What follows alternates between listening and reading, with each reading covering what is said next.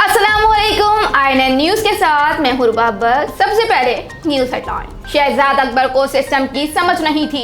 वजीर आजम के साबिक मामून खुसूसी और PTI के रहनुमा जुल्फी बुखारी का कहना है कि शहजाद अकबर को सिस्टम की समझ नहीं थी।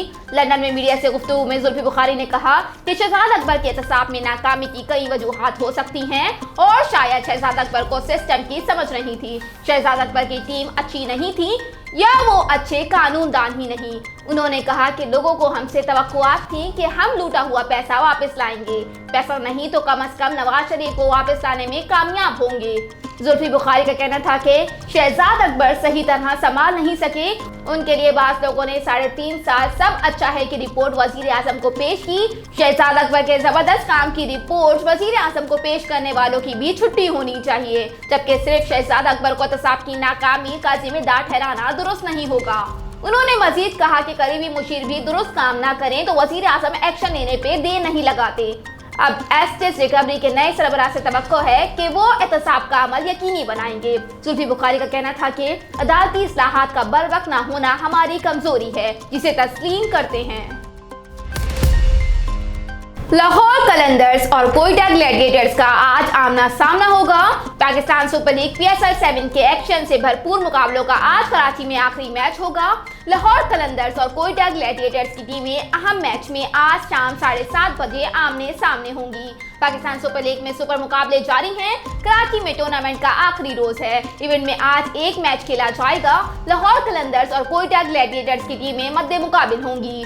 लाहौर कलंदर्स ने इवेंट में अभी तक 4 मैचेस खेले हैं, 3 में कामयाबी हासिल की है और 1 मैच में शिकस्त का सामना करना पड़ा। दूसरी जानिब कोयटा ग्लैडिएटर्स इवेंट में अच्छी परफॉर्मेंस दिखाने में नाकाम रही है। 4 मैचेस में सिर्फ 1 मैच जीतने में कामयाब रही है। दोनों टीमों में बाहिमी 5 मुकाबलों में लाहौर कलंदर्स का पलड़ा भारी रहा है। लाहौर कलंदर्स ने 4 में कामयाबी हासिल की, जबकि 1 में कोयटा की टीम फतेहयाब रही। Rahim Yar Khan bureau chief INN news Farooq Ahmed Shakir के मुताबिक chief officer municipal committee Musarrat Abbas ने सहाफियों से गुफ्तगू करते हुए कहा कि शहर में सफाई सुथराई के इंतजाम की खुद निगरानी कर रहा हूँ। महदूद वसाइल के बावजूद शहर में सफाई सुथराई के इंतजाम को अच्छे तरीके से हल किया जा रहा है। कुछ इलाकों में सीवरेज लाइनें डैमेज होने की वजह से परेशानी का सामना है। मैं और मेरी टीम ऐसे मसाइल के हल के लिए दिन रात काम कर रही हैं। बहुत जल्द इन मसाइल को भी हल कर लिया जाएगा। चीफ ऑफिसर मुसर्रत अब्बास ने मजीद कहा कि सफाई सुथराई के इंतजाम में किसी भी बल्दिया मुलाजिम की लापरवाही बर्दाश्त न की जाएगी। शहर की नई आबादियों में लोगों ने आज खुद सीवरेज लाइनें डाली हुई हैं। वो इन लेवल है जिसकी वजह से सीवरेज के मसाइल ज्यादा हैं, जिनकी शिकायत मौसूल होने पर अपने महदूद वसाइल के तहत उनको हल किया जा रहा है। चीफ ऑफिसर मुसर्रत अब्बास ने मजीद कहा कि शहरियों से इल्तमास है कि वो अपनी शिकायत के अजाले के लिए बल्दिया में कायम शिकायत सेल पर राब्ता करें। डेस्कटॉप पर व्हाट्सएप इस्तेमाल करने वालों के लिए वॉइस मैसेजेस फीचर में तब्दीली। पैगाम रिसाई की मकबूल एप्लीकेशन व्हाट्सएप ने डेस्कटॉप वाले सार्फिन के लिए वॉइस मैसेजेस की फीचर में तब्दीली कर दी है। व्हाट्सएप बीटा इन्फो की रिपोर्ट के मुताबिक अब डेस्कटॉप बीटा के सार्फिन के लिए ग्लोबल ऑडियो प्लेयर का फीचर मुतारिफ करवाया गया है, जिसके तहत आप किसी भी एक चैट का ऑडियो मैसेज सुनने के साथ दूसरी चैट पर जा सकते हैं। इस फीचर की खासियत ये है कि जब आप चैट स्विच करेंगे तो ऑडियो पैगाम रुकेगा नहीं बल्कि जारी रहेगा।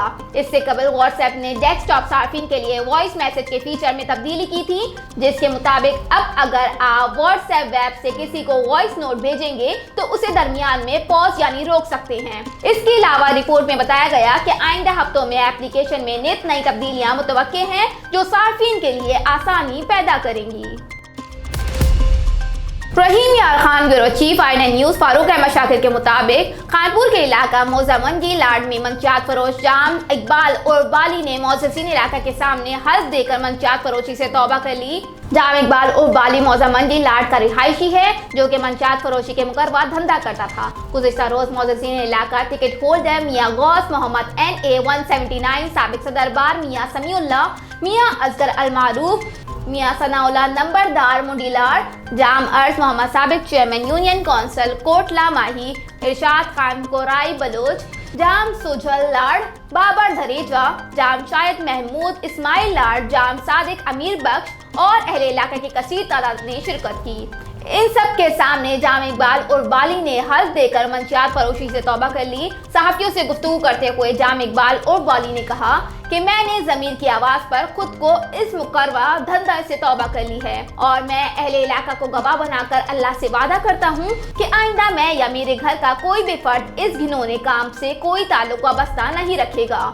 इस मौके पर गुफ्तगू करते हुए टिकट होल्डर मियां गौस मोहम्मद ने कहा कि मंशियात फरोश का तौबा करना खुश आइंद अमल है। हम ऐसे अफराद को वेलकम करते हैं जो जराइम छोड़कर नेकी की राह पर चलते हैं। मजीद उन्होंने कहा कि मंशियात फरोशी मुआशरे का नासूर है जिसकी वजह से हमारे नौजवान नस्ल तबाह हो रही है। इकबाल और बाली की मंशियात फरोशी की जिंदगी तर्क करने से दूसरे मंशियात फरोशों का खात्मा होगा। इस मौके पर अहले इलाका ने मंशियात फरोशी से तौबा करने पर इकबाल और बाली को मुबारकबाद दी। रोजनामा मेरा मुल्क कराची, लाहौर, सरगोदा, इस्लामाबाद से बैक वक्त शाये होने वाला बड़ा अखबार पाकिस्तान के तमाम छोटे बड़े शहरों और तमाम न्यूज़पेपर स्टॉल पर दस्तयाब। आप आज ही पढ़ें रोजनामा मेरा मुल्क। नासा का बैनुल अक़वामी खलाई स्टेशन के ऑपरेशंस को 2030 तक बढ़ाने का इरादा।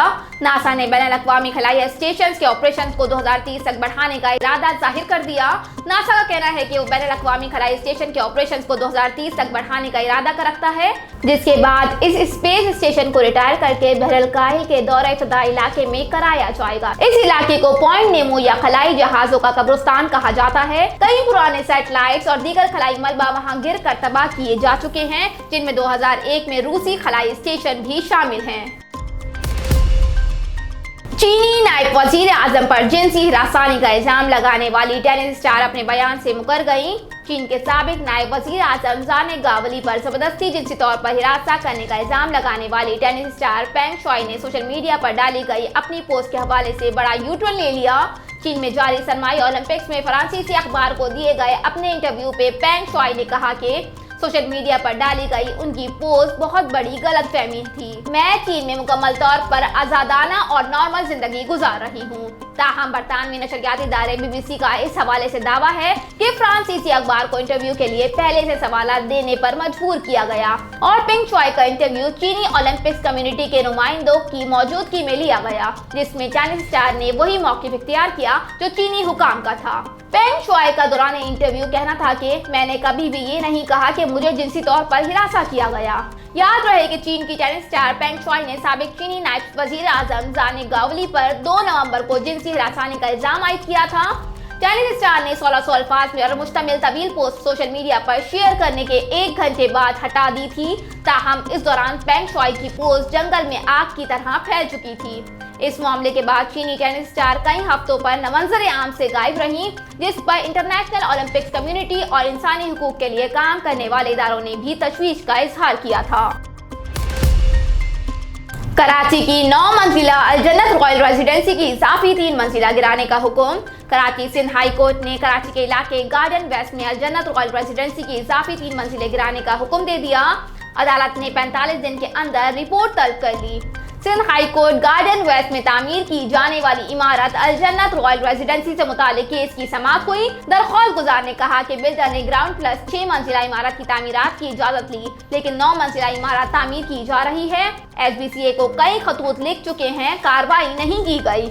अदालत ने सब रजिस्ट्रार को हुक्म दिया कि किसी को भी सब लीज न दी जाए, बिजली पानी और गैस की कंडीशन भी फराहम न की जाए। अदालत ने बिल्डर्स और मुलव्विस अफसरान के खिलाफ भी कार्रवाई का हुक्म दे दिया। जस्टिस हसन अजहर रिजवी ने कहा कि हुक्मनामे को ब्लैकमेलिंग के लिए इस्तेमाल किया और बिल्डर से साजबाज करके दरख्वास्त वापस लेने की कोशिश की तो दरख्वास्त गुजार के खिलाफ भी कार्रवाई की जाएगी।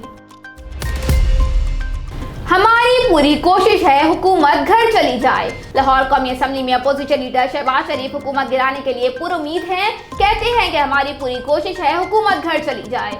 सदर मुस्लिम लीग नून शहबाज शरीफ ने गैर रस्मी गुफ्तगू में कहा कि मुल्क में महंगाई आसमान पर है, बैड गवर्नेंस और करप्शन के रिकॉर्ड टूट चुके। अपनी करतूत देखकर हुकूमत को खौफजदा होना चाहिए। इधर मीडिया गुफ्तगू में हमजा शहबाज बोले, वज़ारत उस्मा पर बैठा शख्स अपनी पार्टी को मुत्तहद नहीं रख सकता, वो कौम को क्या मुत्तहद करेगा। उन्होंने कहा कि कौम भूख से परेशान और इमरान नियाजी कहते हैं मुल्क में महंगाई नहीं, हुकूमत के खिलाफ पार्लियामेंट और सड़कों पर जंग लड़ेंगे। मुस्लिम लीग नून की सेंट्रल एग्जीक्यूटिव कमेटी का अहम इजलास आज होगा। हुकूमत के खिलाफ तहरीक अदम एतमाद लाने पर मुशावरत होगी। वजीर आजम का अवामी राब्ता मुहिम शुरू करने का फैसला। वजीर आजम इमरान खान ने बल्दियाती इंतखाबात के लिए अवामी राब्ता मुहिम शुरू करने का फैसला करते हुए अवामी जुलूसों का शेड्यूल तैयार करने की हिदायत कर दी।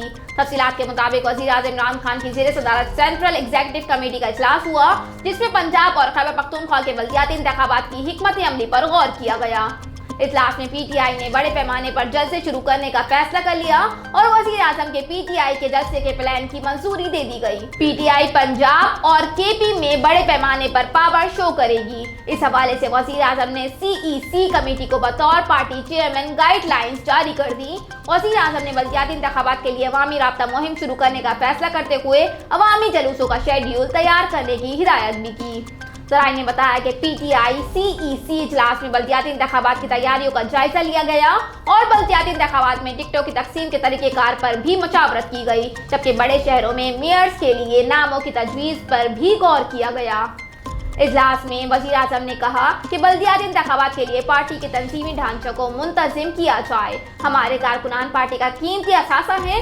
बल्दियाती इंतखाबात में मेरिट पर टिकटें तकसीम की जाएंगी। तहरीक इंसाफ मुल्क की मकबूल जमात है। बल्दियाती इंतखाबात में पूरी कुव्वत के साथ मैदान में उतरेंगे। अवाम के पास पीटीआई के अलावा कोई बेहतर ऑप्शन नहीं है। जराये के मुताबिक इजलास में दौरे चीन से मुतालिक भी ब्रीफिंग दी गई, जिस पर वजीर आजम ने दौरे चीन की कामयाबी को उजागर करने की हिदायत की।